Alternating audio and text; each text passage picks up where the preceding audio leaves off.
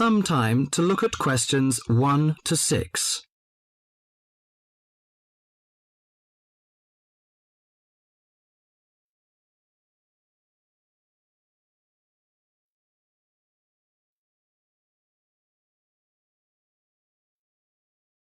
Now listen to the talk and answer the questions 1 to 6. Good morning. Good morning. Can I help you? Yes, I'd like to join the library. We're new to the district, you see. Certainly. Well, all we need is some sort of identification with your name and address on it. Oh dear. We just moved, you see, and everything has my old address. A driving license, perhaps? No, I don't drive. Your husband's would do. Yes, but his license will still have the old address on it. Perhaps you have a letter addressed to you at your new house. No, I'm afraid not. We've only been there a few days, you see, and no one's written to us yet. What about your bank book? That's just the same. Oh dear, and I did want to get some books out this weekend. We're going on holiday to relax after the move, you see, and I wanted to take something with me to read. Well, I'm sorry, but we can't possibly issue tickets without some form of identification. What about your passport? What? Oh, yes, how silly of me. I've just got a new one, and it does have our new address. I've just been to book our air ticket, so I have it on me. Well, that's all right. Your ticket will be ready soon. OK, how many books am I allowed to take out? You can take 4 books out at a time, and you can also get 2 tickets to take out 3 magazines or periodicals. Newspapers, I'm afraid, can't be taken out. Oh, that's fine. Do you have a record library? Some libraries do, I know. Yes, we do. You have to pay a deposit of $5 in case you damage them, but that entitles you to take out 2 records at a time. That's good. Could you show me where your history and biography sections are, please? Yes, just over there to your right. If there's any particular book you want, you can look it up in the catalogue, which you'll find just around the corner. You can also find a touchscreen information service on level 2. Thank you. Oh, and how long am I allowed to keep the books for? Well, the normal loan period is 3 weeks, with 2 weeks extension. Oh dear. We're going away for 4 weeks. Can I renew them now? I'm afraid not. You must do that at the end of 3 weeks. I see. Thank you very much.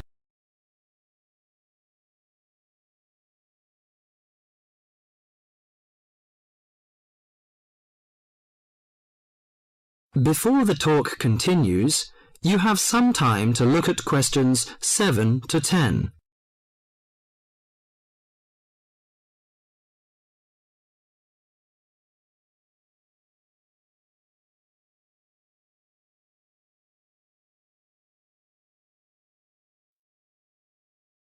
Now listen to the talk and answer the questions 7 to 10. Well, let's go into some details. Your name, please, madam? My name is Barbara. The surname is Cooper. It's spelt as Cooper. Fine. And what's your contact number? If we have new books coming, we can contact you in time. Good. You can call me on 723-6518, but it's better after 5 p.m. You know I have to work during the daytime. Do you need the office number? I don't think so. It's enough. Could you tell me the address? I lived in King Road, but of course you need my new address. It's 25 St. Mary Road, Hanwell. That's Hanwell. Is that right? Yes. Do you need the passport number? I just brought it with me. Here you are. Yes, thank you. The number of your passport is G5798-0942. OK, and your ticket is ready. The number is M930123. Thank you. Could I take a look around and check out some books? Of course, as you like.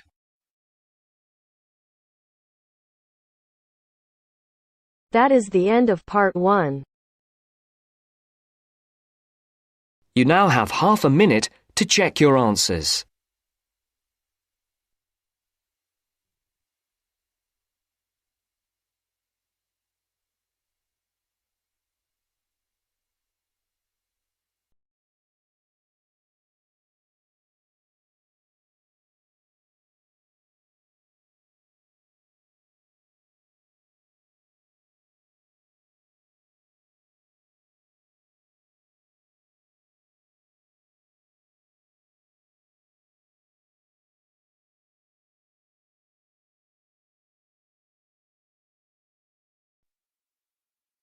Now turns to Part 2.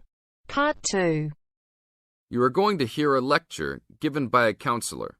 First, you have some time to look at questions 11 to 15.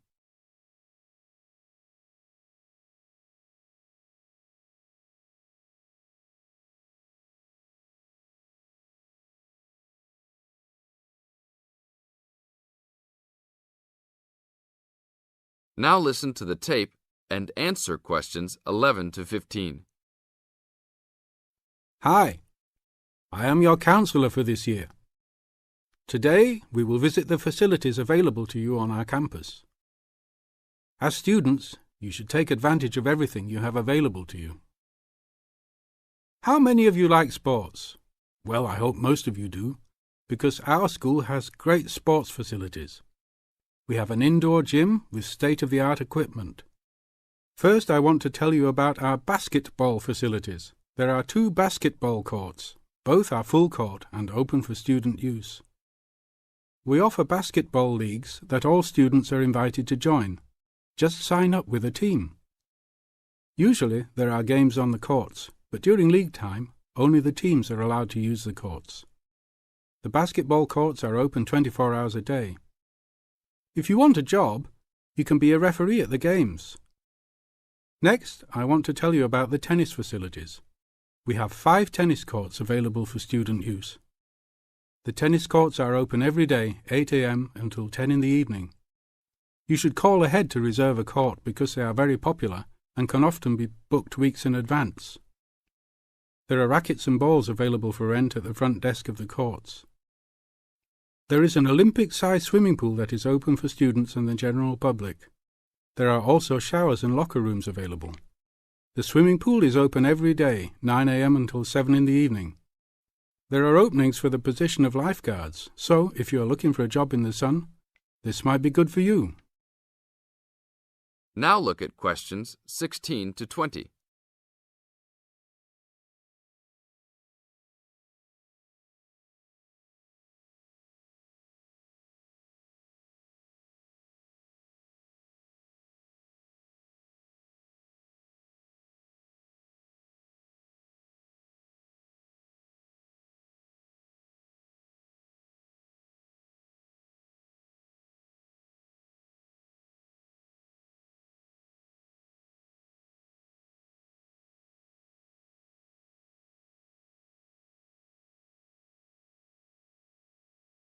Now listen to the tape and answer questions 16 to 20.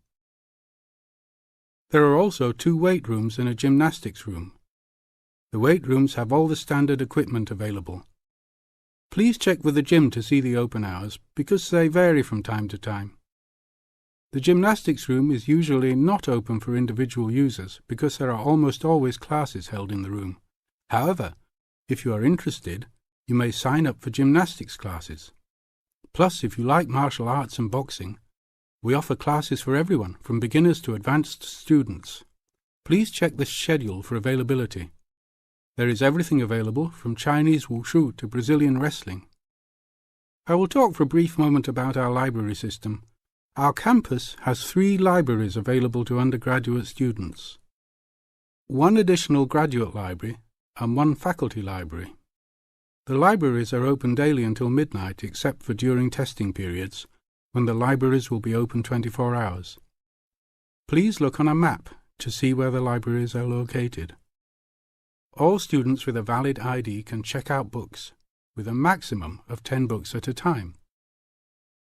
Books can be checked out for a 2-week period and then renewed for 1 month maximum. After that, there is a $1 fine per week that the book is overdue. I will repeat that. There is a hefty $1 fine per week. So it is a good idea to return books on time. If you lose a book, then you will have to repay the library for it, plus a fine. If you damage a book, most likely you will have to repay the value of the book. So please, enjoy the library facilities, but take care of the school's belongings. The library is also equipped with 200 computers for student use. They are all internet ready and available for use. You must sign up at the library for 1-hour time slots. you may sign up for up to 3 consecutive slots at a time. No one can use the computers without first signing in at the library. That is it for now. Thank you for your attention. That is the end of part 2. You now have half a minute to check your answers.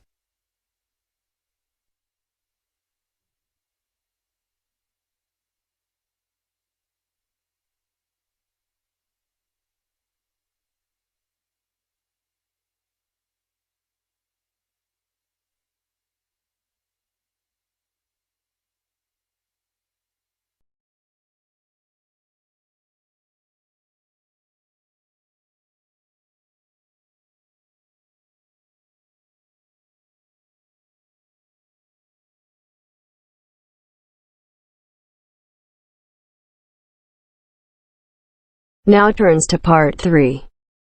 Part 3. First, you have some time to look at questions 21 to 26.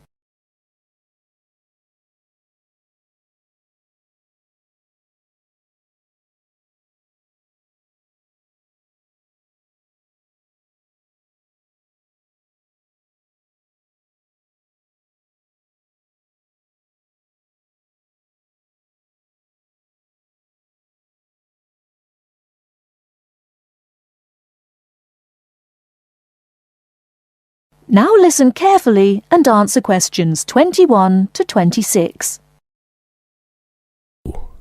So, what was it like in your school then, Lynn? Well, South African schools are very different from schools in Australia. For a start, children don't start their schooling until they are 7, quite a bit later than schools in Australia. What about New Zealand, Gail?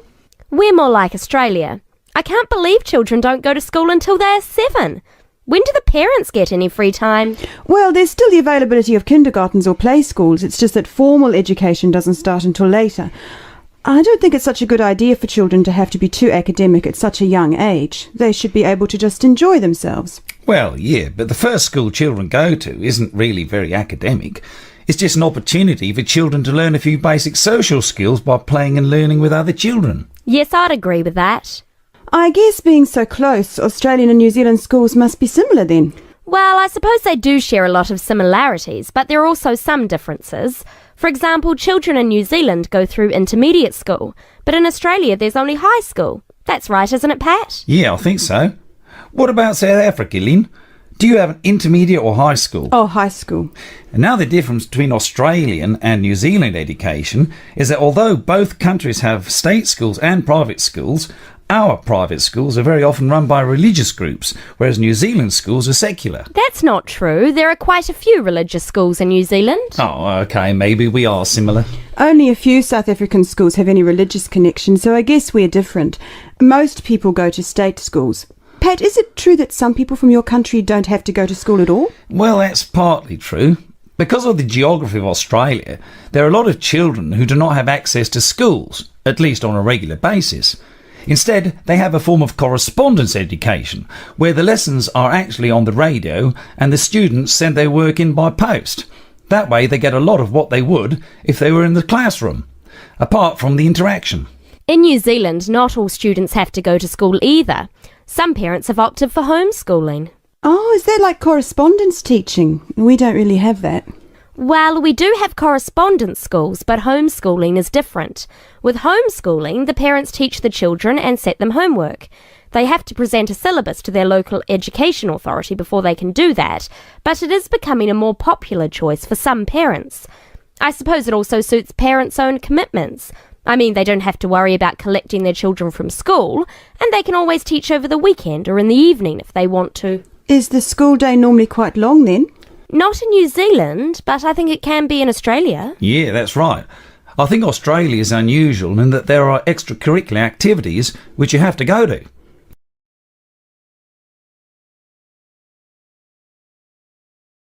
Before you hear the rest of the talk, you have some time to look at questions 27 to 30.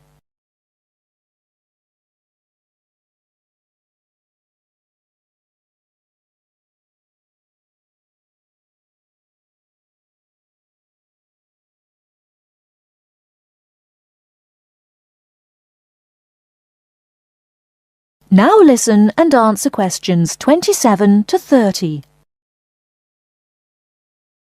These are normally sport activities, but there are a few other options. We have activities after school for any student that is interested, but they aren't compulsory. What about in New Zealand, Gail? I had to do some sport every week. I didn't really like it, but it was part of the school day, so I guess that's not so bad. Anyway, I spent 2 years at boarding school, so things were a little different. Boarding school? What was that like? Well, the thing I remember most about it was the strict dress code. There were restrictions on everything.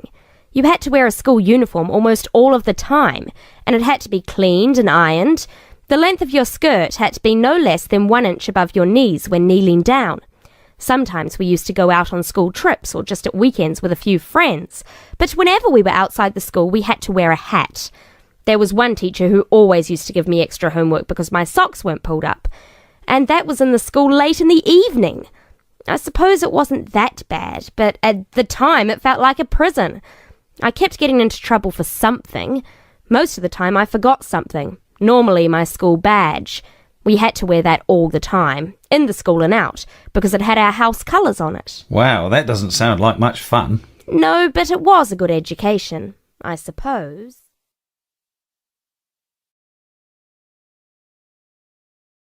That is the end of part 3. You now have half a minute to check your answers.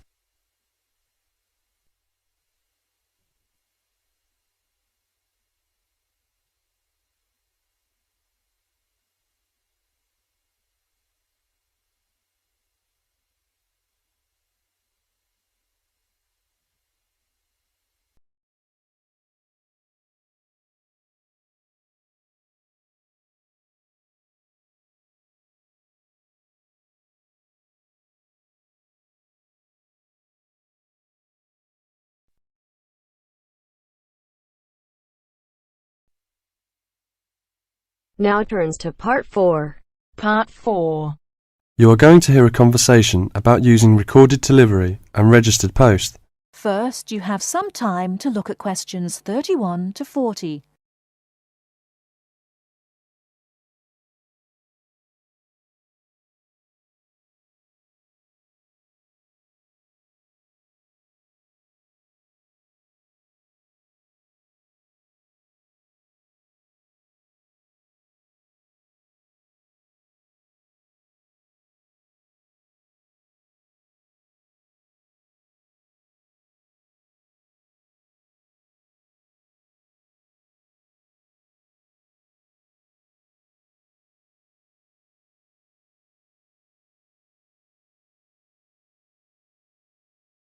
Now listen carefully and answer questions 31 to 40.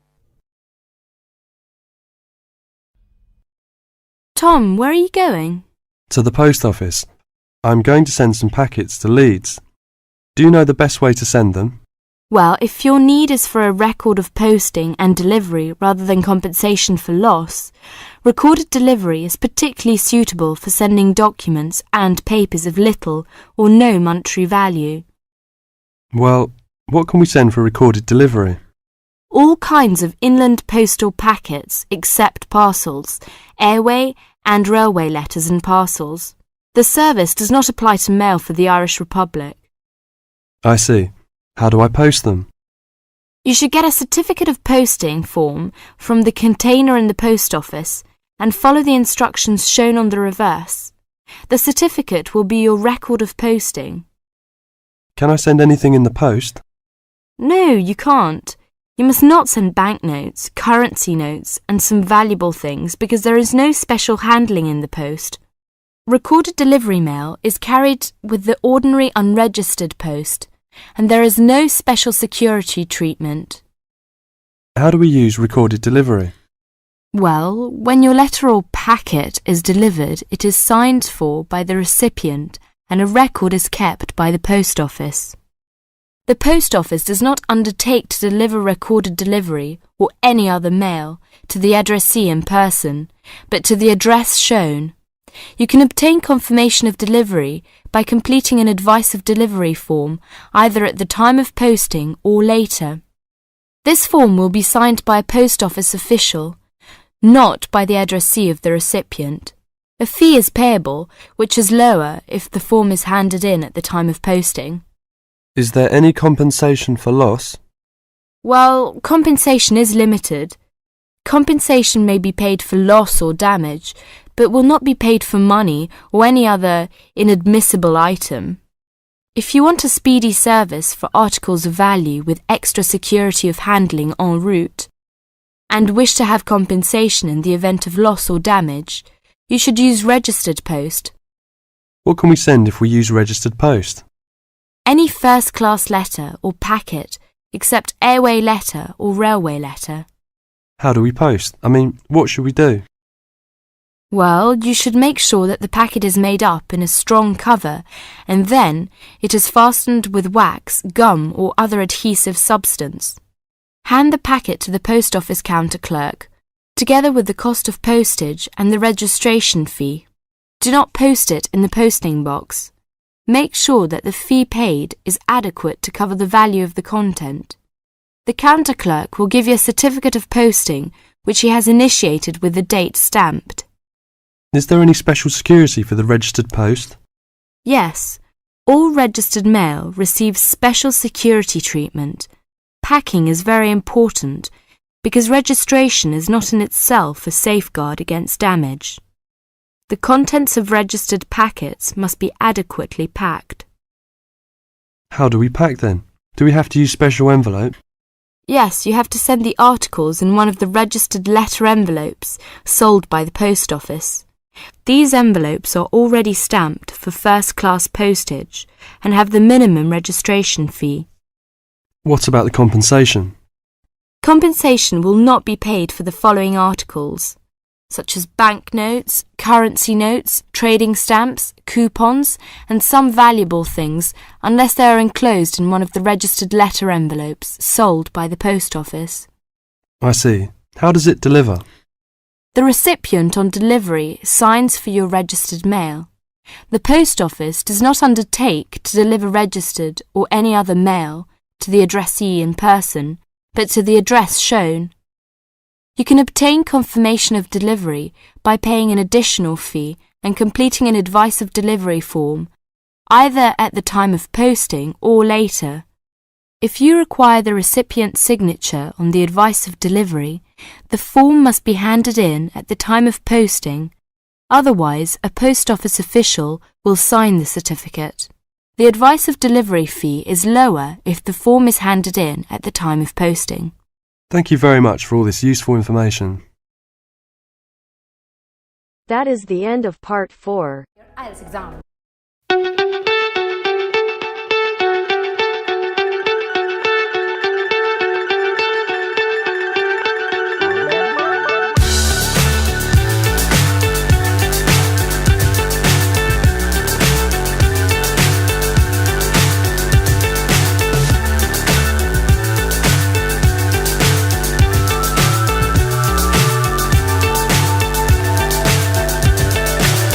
So high I'm hypnotized. What's up is down, what's left is right. Chasing stars and holding you. I can't see the end, but we'll see it through.